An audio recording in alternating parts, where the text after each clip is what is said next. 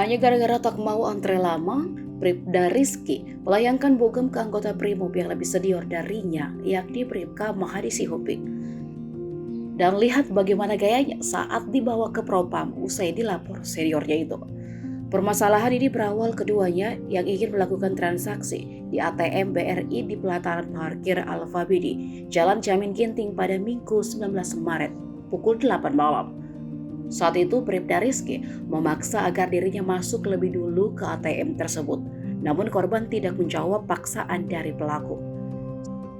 Selesai bertransaksi di ATM, pelaku pun memelototi dan memarahi korban karena tak menghiraukan ucapannya tadi.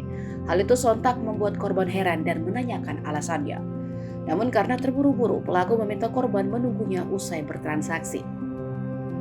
Setelah selesai dengan urusannya, pelaku pun menjumpai korban di pelataran parkir minimarket tersebut. Tanpa basa-basi, pelaku langsung melabrak korban dan mengatakan dirinya butuh cepat bertransaksi dan merupakan polisi yang bertugas di Sabara Polda Sumut sambil menyerang dan memukuli korban. Diperlakukan demikian membuat korban memberontak dan mengatakan dirinya adalah senior pelaku yang bertugas di Brimob. Namun bukannya memberikan hormat kepada senior sebagaimana aturan dalam kepolisian, Bribda Rizky malah menjawab jika ini di luar urusan pekerjaan. Keributan itu membuat warga sekitar pun datang ke lokasi dan berupaya melerai kedua belah pihak. Pelaku kemudian meninggalkan korban, tapi karena tidak terima, anggota Brimob senior itu membuat laporan ke Polsek Medan Tuntungan dan kini pelaku sudah diamankan.